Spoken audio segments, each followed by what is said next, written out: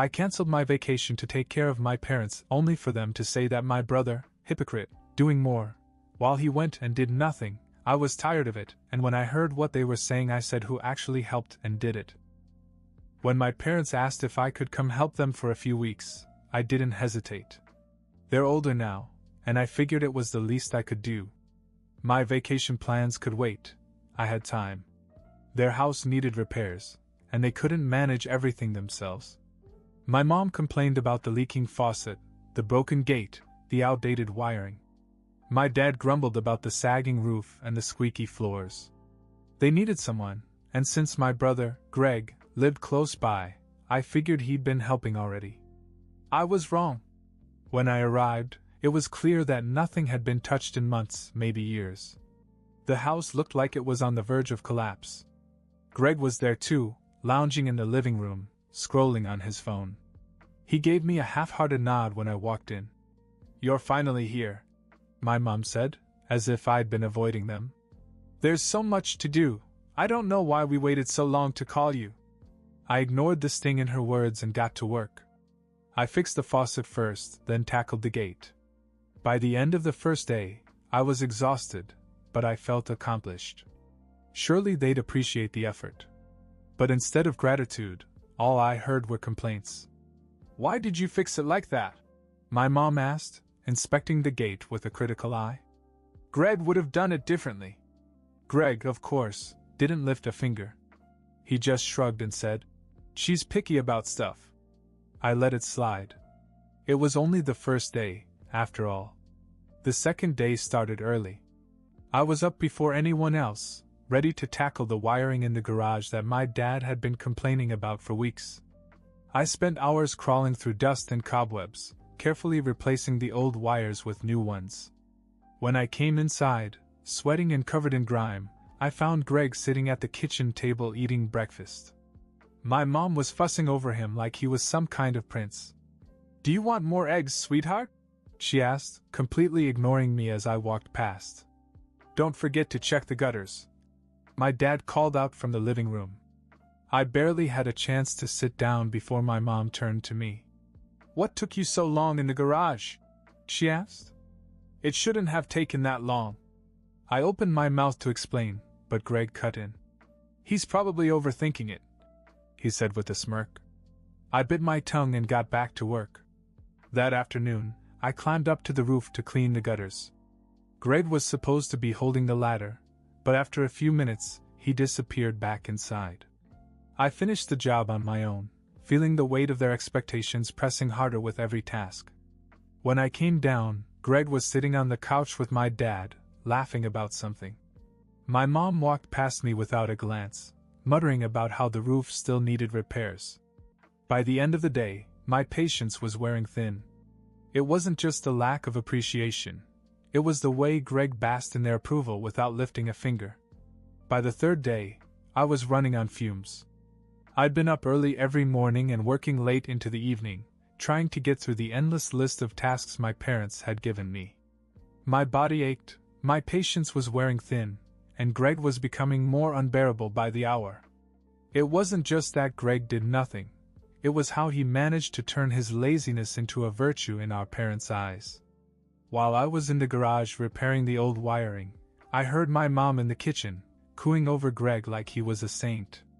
"Thank you for always being here for us," she said warmly. "Not like your brother, who only shows up when it's convenient for him." I stopped mid-wire, my jaw tightening. Convenient? I'd cancelled a long-awaited vacation to come here. I'd spent every waking moment fixing their house while Greg hadn't lifted a single finger. But to her, he was the dutiful son. Later, when I came in to grab a glass of water, Greg was sitting on the couch with his feet up, scrolling through his phone. "Hey," he said without looking up. "Mom wants you to check the gutters next. They're overflowing." I bit my tongue and headed back out without saying a word. It wasn't just the lack of help. It was the little things Greg did that made my blood boil. Like how he'd casually drop complaints about my work. "The gate feels loose," he said when I walked back inside, still covered in grime. "You might want to tighten it again." Or the time he helped by holding the ladder while I cleaned the gutters, only to disappear halfway through because Mom needed him for something. I almost lost it when I found out what something was. Greg had been sitting in the kitchen, eating pie while Mom made him tea. When I walked in, covered in sweat and dirt, Mom gave me a glance that said I wasn't doing enough. "You're not done yet?" she asked, her voice tinged with impatience. "There's so much more to do, and we can't wait forever." Greg, of course, added his 2 cents. "Yeah, man," he said with a smirk. "You've been up there forever. What's taking so long?" I wanted to snap, to tell them exactly where they could shove their comments, but I didn't. I swallowed my frustration and headed back outside. That evening, after another grueling day, I overheard them talking in the living room. "At least Greg is here for us," my mom said. "Not like your brother. He only shows up when it suits him." Greg chuckled softly. "Yeah, I don't know why he even bothered coming. He doesn't have the patience for this kind of thing." I froze in the hallway, my fists clenched. Patience? I'd been doing everything while Greg sat on his ass and played the role of the golden child. I wanted to march in there and set them straight, but I bit my tongue, again. Instead, I went to bed, trying to ignore the anger boiling in my chest. The next day, my resolve started to waver. I woke up sore and exhausted, the weight of unappreciated effort pressing down on me. Greg, of course, was still in bed, even though it was past 9 a.m. I could hear my mom humming in the kitchen as she cooked breakfast for him. Not me, him. "Make sure Greg gets enough to eat," my dad had said the night before. "He's been such a big help around here." Big help? I'd spent the past 3 days sweating through manual labor while Greg had barely broken a sweat lifting a fork. By the time he finally emerged from his room, I'd already replaced 2 fence posts in the backyard. My dad came out to check on me and immediately pointed out the uneven paint job on one of the posts. "You should fix that," he said, as if the entire fence wasn't a mess before I touched it. Greg strolled out behind him, sipping coffee, and said, "Yeah, it's a little off." I gripped the hammer tightly, the urge to snap almost unbearable. Instead, I took a deep breath and asked, "Are you going to help with anything today, Greg?"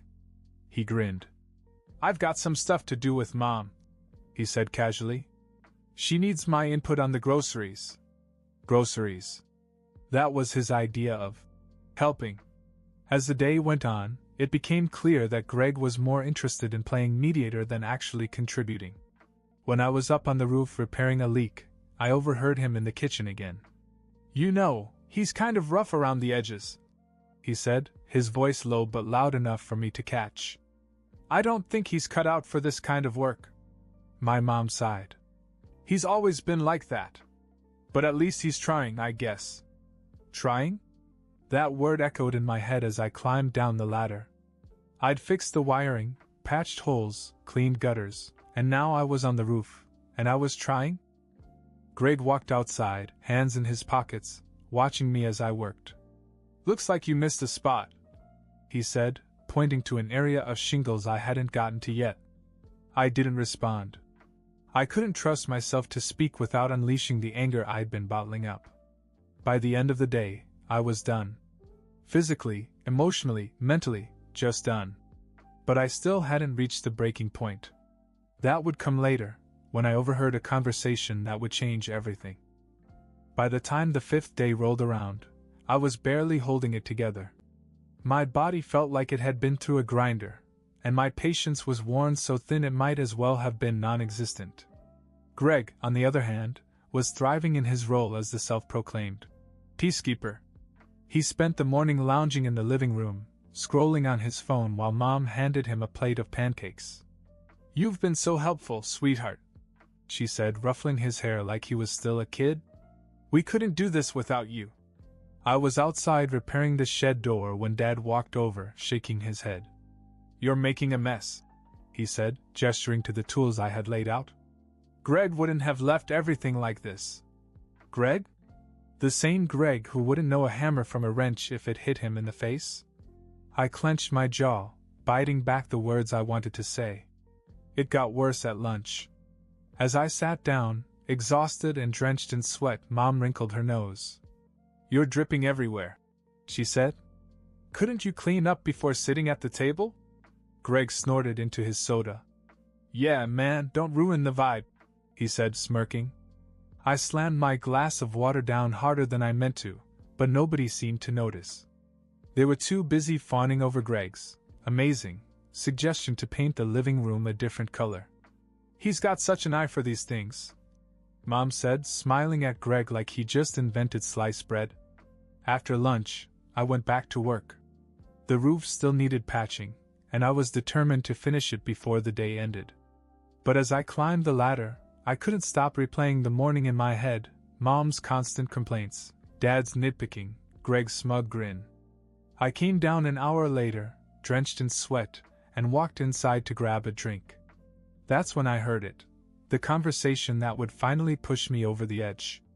Greg's voice floated from the kitchen, loud and clear. I don't know why he even bothered coming here, he said, his tone dripping with disdain. He's just making things harder. Mom chimed in, her voice low but sharp. He's always been like this. Overthinks everything, makes a mess. If it weren't for you, Greg, we'd be lost. My dad added. He's trying, but he's not cut out for this kind of thing. You're the reliable one. Reliable. Greg. The same Greg who hadn't done a single useful thing since I arrived. Something inside me snapped. I walked into the kitchen, my boots thudding loudly against the floor. The conversation stopped mid-sentence, as all three of them turned to look at me. You think I'm not cut out for this? I said, my voice low and shaking with barely contained rage. I've been busting my ass since the moment I got here. Fixing your house. Cleaning your messes. And you're sitting here praising Greg for doing nothing? Their stunned silence was the only response I needed. I've been fixing everything you've neglected for years, I said, glaring at each of them. And Greg? He hasn't done a damn thing except sit around and let you fawn over him. Greg shifted uncomfortably in his seat but didn't say anything. Mom finally broke the silence.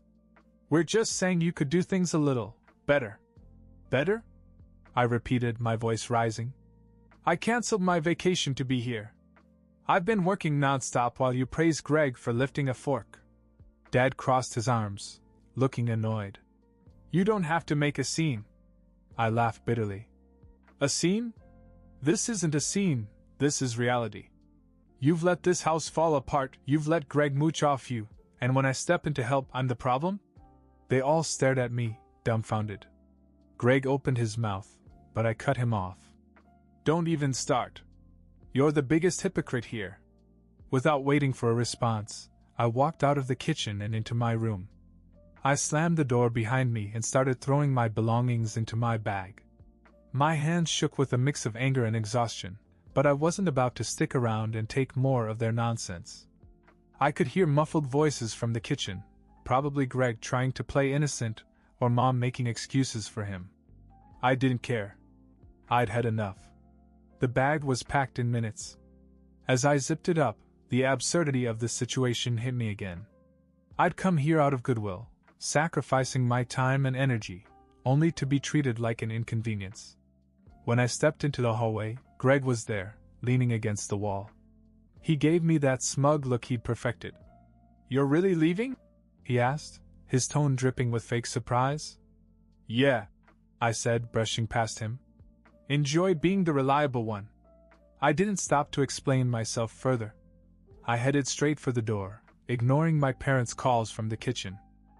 As I reached the front door, my mom burst out of the kitchen, her voice sharp and accusing.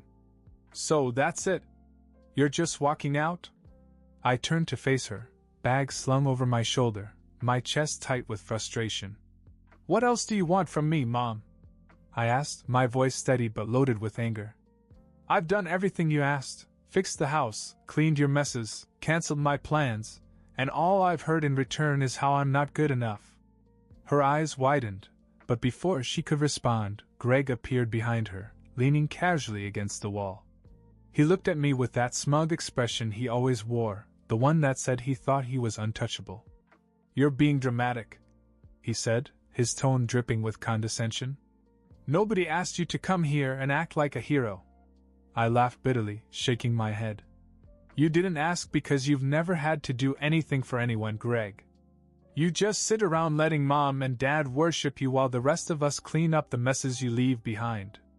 Greg's smirk faltered, but he didn't reply. My dad stepped into the doorway, his arms crossed, shaking his head. You don't have to make a scene, he said, his voice low and dismissive. A scene? I repeated, my voice rising.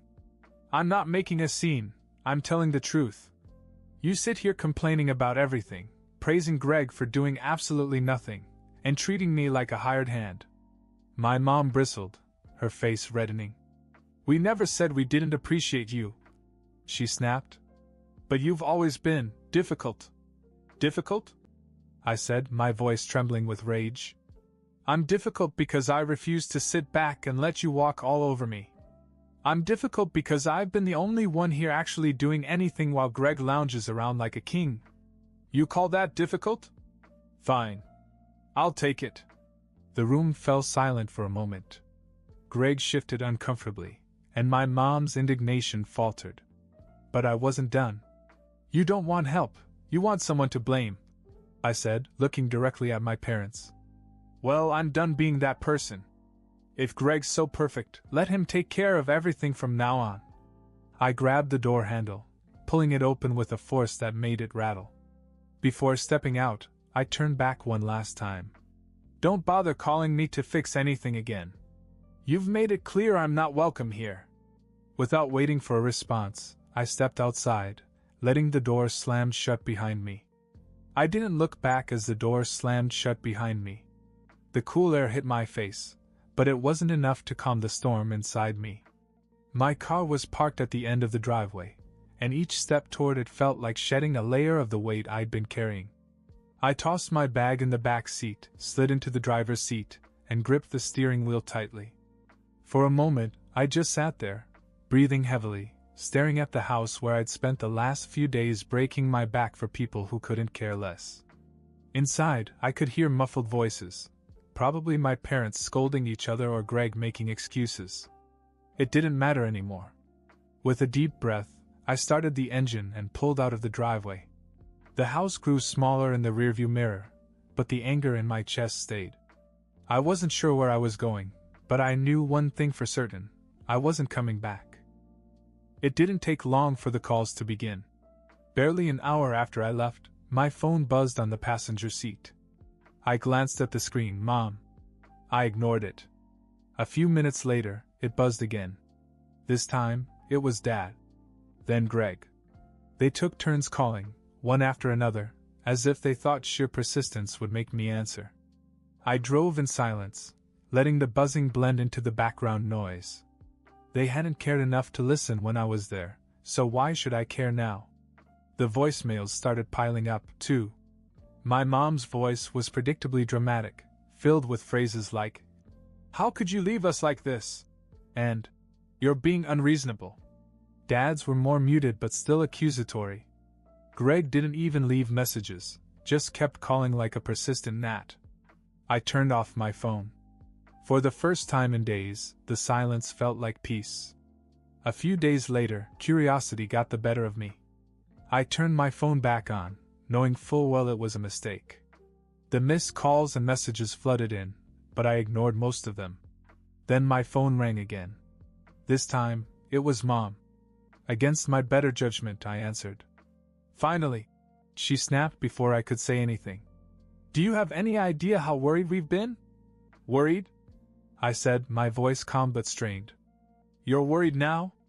You weren't worried when I was doing everything for you while you criticized me." "Well, we didn't ask you to act like a martyr," Greg's voice chimed in. Apparently, they had me on speakerphone. "If you couldn't handle it, you shouldn't have come." I laughed bitterly. "Handle it? I came because you couldn't be bothered, Greg. I was the one fixing everything while you sat on your ass, pretending to care." Dad cut in next, his voice tight with irritation. "There's no need for this attitude. You're blowing everything out of proportion. We didn't mean anything by what we said." "Didn't mean anything?" I repeated, my anger bubbling to the surface. "You let Greg sit there doing nothing, called him the reliable one, and treated me like an outsider. But sure, I'm the one overreacting. You're being dramatic, Mom said, her tone turning sharp. You've always had a tendency to make everything about you. That was it. I'd had enough. No, I said firmly. This isn't about me. This is about the way you've treated me my whole life. Greg does nothing, and you praise him. I sacrifice my time, my energy, and my plans, and you call me difficult. I'm done. There was a stunned silence on the other end, but it didn't last. Greg started to say something, but I cut him off. Don't bother, Greg. You're not worth the time or the breath. Before they could respond, I ended the call and blocked their numbers. For the first time in years, I felt a sense of peace. They had taken enough of my time and energy. It was time to focus on myself.